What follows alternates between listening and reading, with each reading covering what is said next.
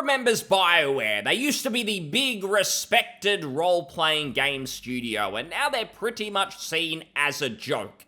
They're incompetent, they're laughed at, and if we're being honest with ourselves, it feels like any day now Papa EA is going to go in there and shut them down.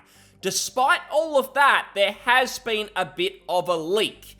It is a 4chan leak, essentially meaning there's no real source for this. There is some supposed evidence which we'll take a look at, but take this somewhat with a grain of salt. However, I still think it's a lot of fun because the leak, it's realistic. It isn't the case of an obvious fanboy just putting a wish list in there and it seems totally unrealistic. And even if the leak itself isn't genuine, I honestly would think that the guesses here wouldn't be far off. So I'm going to treat the leak as maybe a 50-50. Maybe this could be the case, but we'll see how things go over time. But we'll check this out. Now, it reads Dragon Age Origins remake in the works at Bioware. And the, I guess you could say, evidence for this, that being a little bit paper thin there, is really this screenshot where we can see Dragon Age Origins. Horrible, horrible title, but that's what they're calling this supposed remake of Dragon Age Origins. If we look at the screenshot itself, it's almost self-aware in saying, oh, please don't leak me, and yet it's leaked anyway. It's got confidential in red there in the top left corner, and then down the bottom it says test concept art, not for public showing. So basically everything on it is saying don't leak me, but it's happened anyway. I honestly think that supports it maybe not being real because of how many words on it are saying don't leak, that's bad. Now the logo here, that one is a little bit odd because it looks extremely simple. If we compare it to the original Dragon Age Origins, it looks like there's a bit more going on there. You'd think if they're remaking this, at least the Dragon Age logo would maybe be the same or similar, but it's really, really simplified. Although that being said, the Dreadwolf logo of the 4th Dragon Age we're supposedly getting, that looks kind of weird as well. So maybe that's not a red flag.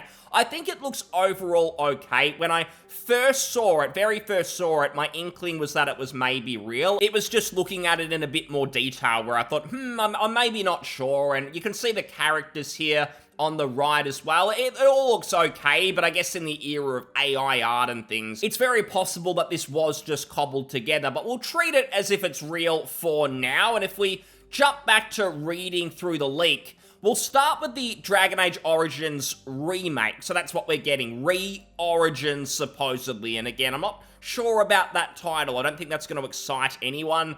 It is supposedly very early in development, and you're feeling like they're kind of missing the mark there as well. Like, if they're going to do this, to feel like, oh, it's going to be 3, 4, 5 years off, who knows? That feels like it's almost going to be too late. Like, if this was coming out next year, just in time for people who really enjoyed Baldur's Gate 3, and now they're going to get something along somewhat similar lines, not as in-depth, and this is a pretty old game now, 2009, but it was very much built as a spiritual successor to the older Baldur's Gate games. I think some people would have been quite excited. It may even have brought in a somewhat new audience, but given it's years and years away, by the time it releases, it may just not have a great audience, because by then, Dragon Age Dreadwolf, you assume, would have come out, and I don't think that's going to be a huge success. So the Dragon Age IP just may not be in such a great place when this is ready to release.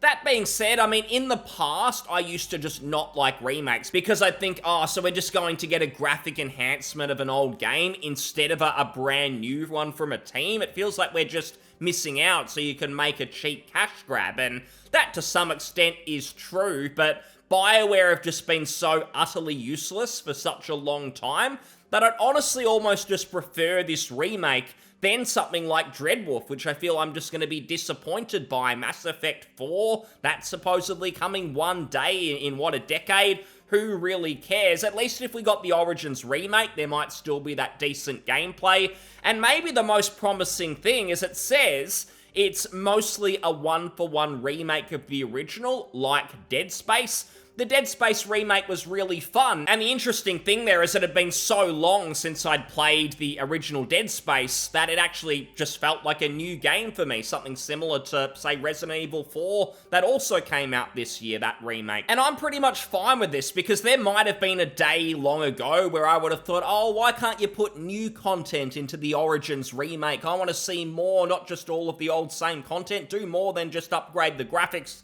But because Bioware are so incompetent these days, I really don't want them to touch the content.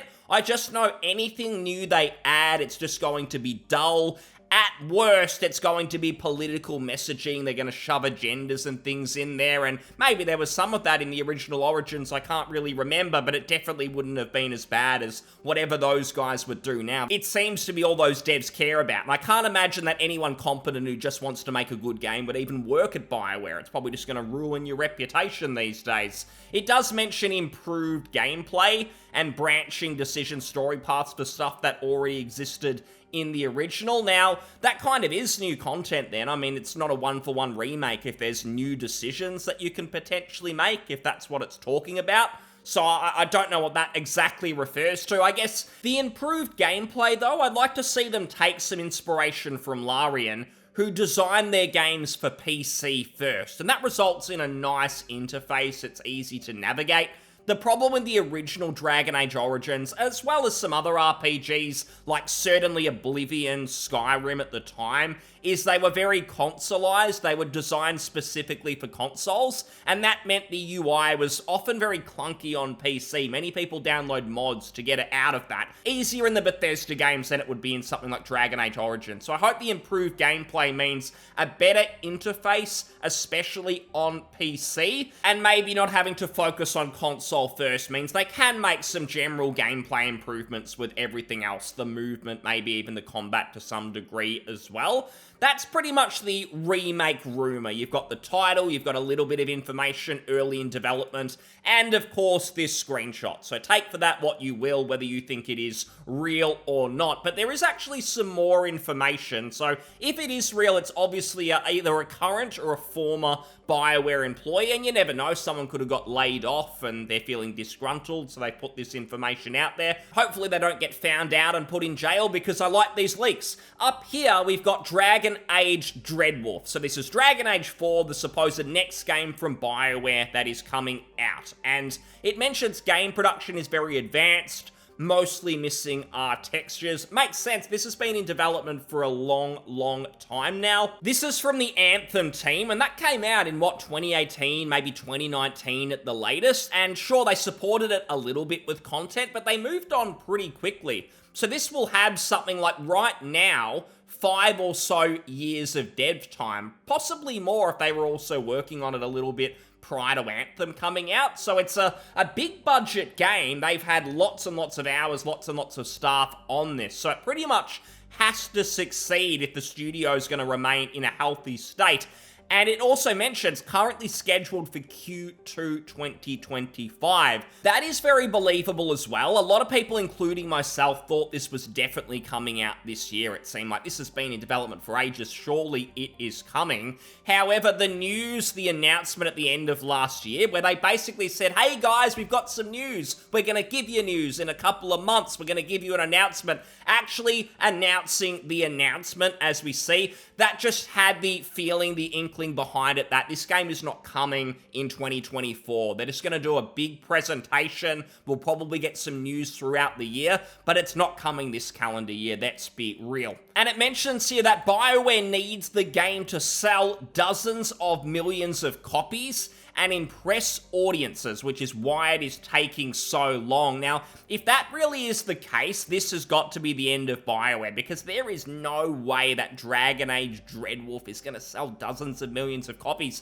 Baldur's Gate 3, I think it may have sold something like 25 million copies, which is a huge success. It puts it in the top echelons of video game sales. Like, it's in the top probably 50 selling video games of all time, somewhere around there. That is enormous. It's a juggernaut. The idea that this game, in a floundering IP from a developer that is well past its peak that it's going to push these numbers. This is only going to happen if it's like Witcher 3 levels of quality in terms of being a good game. It can appeal to the mainstream. It's got cool characters. They're quotable. They look nice. Everything's kind of got to come together, and I am not seeing that from Bioware. I don't really know who the talent is there these days, but I assume most people worth their salt have well and truly moved on. So this seems like it's going to be the final nail in the coffin, and I wouldn't be surprised if the feeling from, say, EA is, hey, they've already spent money on this game, we haven't shut them down yet, but basically, if it's not some huge surprise, some huge success that we weren't expecting,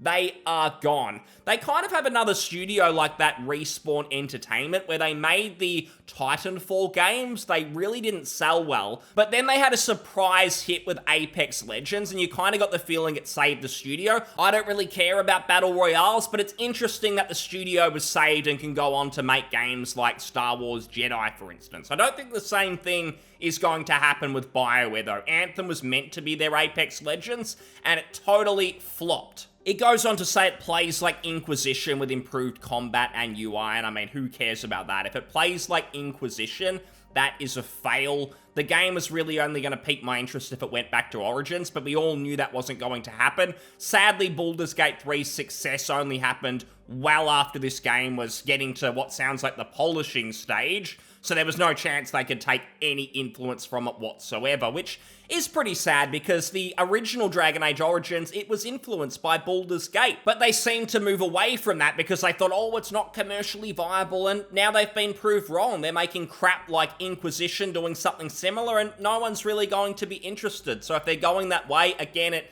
just sounds like the final nail in the coffin. It does end saying the game is ending the Dragon Age franchise storyline, and that would make sense no matter what. I don't think it means the Dragon Age series is finished. It's not like if the game actually sold well, they wouldn't just keep making them. I think the issue they've got is their big hook, Dreadwolf. That refers to Solas, who is a character from Inquisition, a companion, who I believe ends up being a villain, and he's the big antagonist of Dreadwolf. I can't remember exactly. This was all back in 2013, 2014. I haven't gone near Inquisition since then, since I was disappointed. But the thing is, if you're not a hardcore Dragon Age fan, or you didn't play, say, the Inquisition DLC, you're not really going to be hooked on this story or really care about it. So that is just going to really limit the amount of people who are going to give a toss about the story. So they've probably realized that, and they know if the franchise is going to survive beyond this, they have to kind of start fresh. They have to make a game where you can just jump in, no prior knowledge, and enjoy the role-playing game. I mean, you think Baldur's Gate 3 again, it does have some links back to 2 and 1, but you certainly don't have to have played those to enjoy and get into the story whatsoever. It was actually a big criticism before Baldur's Gate 3 came out or was close to releasing. People were worried it would have nothing to do with the old ones, but I think they did a decent job with that. There is also some bonus Mass Effect 4 news. The game is in pre-alpha. Poster guess is a 2030 release.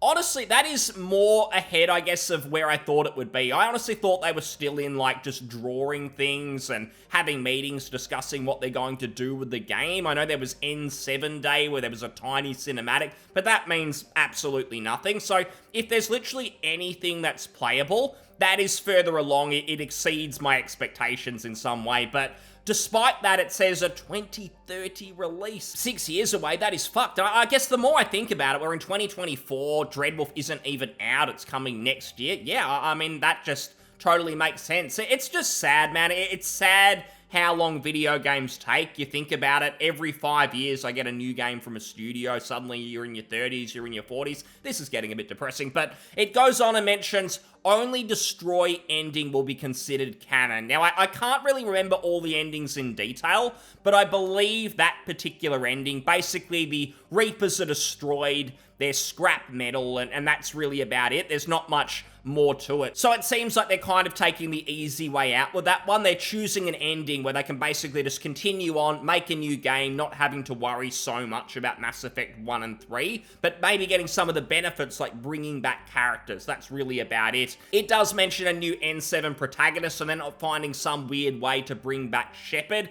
That would really just be the absolute peak of desperation if they managed to do that, but it sounds like they're not getting that sad. Although they do say that Rex, Liara, and Garrus will be back in some capacity. Now, with Mass Effect, these sorts of supporting characters have always been their biggest strength and their biggest weakness. The issue is you played Mass Effect 1, you got to know some of these characters, you thought, oh cool, I'm going to go through a whole trilogy with them. The issue is, given the big selling point was the choices and how they would continue on into Mass Effect 2, Mass Effect 3, it led to a huge problem, which was you would have to make a choice at times on whether you would kill one of these characters. Are you going to kill Rex? Are you going to save your friend or let them die? And what that meant is even if you let them live, Bioware had to account for all of the players who let that character die. So basically going forward, the character you saved, if it was a Rex or someone else, they were kind of sidelined. They couldn't be too involved in the story anymore because BioWare are thinking, well, we don't want to spend all of this dev time on a character that maybe half the player base are never going to see again. And the story's going to be disjointed if a Rex or a Garrus is too involved if we've given you the option to kill them. So it sounded like they had to keep introducing characters to replace potentially dead ones, and they always just seemed weaker than the characters that came before it. So by the time you got to Mass Effect 3, there were quite a few lame characters I didn't give a toss about who were just so much worse than the ones introduced in 1, but there was basically no choice because a lot of the characters could have been dead in my playthrough. It depends on the choice I made, so it was cool in order to make those choices, but I think the game's just over time suffered because of it, and now they're bringing these guys back. I'm not sure if all of them could be dead in your Mass Effect playthrough, but I know that some of them could have, so they're basically wiping their ass with that and going, nah, let's just bring them back because we can put them on the cover in the marketing, and maybe Mass Effect can reclaim its glory days. Let's be honest, that's not going to happen, but the end of this mentions that Leviathans and Geth will be the main villains, and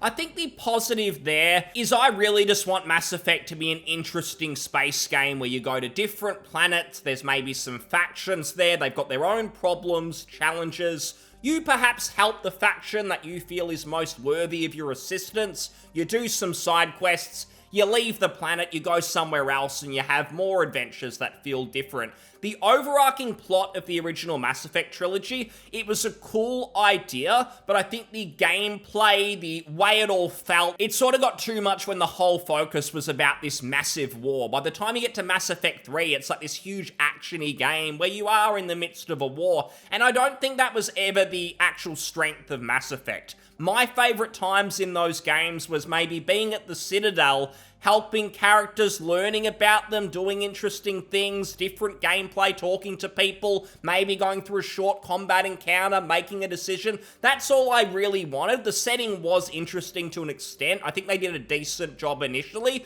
but it kind of went off the rails. And then we got Andromeda, which totally lost the plot and killed the series. The problem I see for Bioware is that most of their IPs, if not all of them, are basically rotten. The games that people remember from them now most fondly are KOTOR and Baldur's Gate. They're not making Baldur's Gate anymore. That's with Larian or whatever company Hasbro chooses to give it to, and KOTOR isn't something they can make. They're at the mercy of the license holder, given it's Star Wars. So their own IPs, they've just taken a beating over the years. They feel like they're circling the drain, and I don't think any of this is really going to save them. The Dragon Age Origins remake, yeah, there could be something interesting there. Everything else, I'm expecting flops. As much as I like laughing at them, I do hope something can come out of Dragon Age Dreadwolf, because I just hate the industry to use that game flopping as an excuse to say, oh, Baldur's Gate 3, it was an out there, RPGs aren't what people want, let's bring in more live services, because I feel like the industry is looking for any excuse to keep pushing those live services. We've got Suicide Squad coming, which no one cares about, yet they're trying to shove it down our throats, and something like a Baldur's Gate 3, the industry isn't really celebrating its success, even if gamers are. They want to see the live services do well, and if Dreadwolf flops, you can just tell there'll be some excuse like, oh, gamers only care about games they can play forever. They don't care about 100-hour single-player RPGs. It'll be some bullshit like that that couldn't be further from the truth. But this is the leak. Whether it's real or not, only time will tell. But thanks so much for listening. I'll see you on the next one. Cheers. Bye.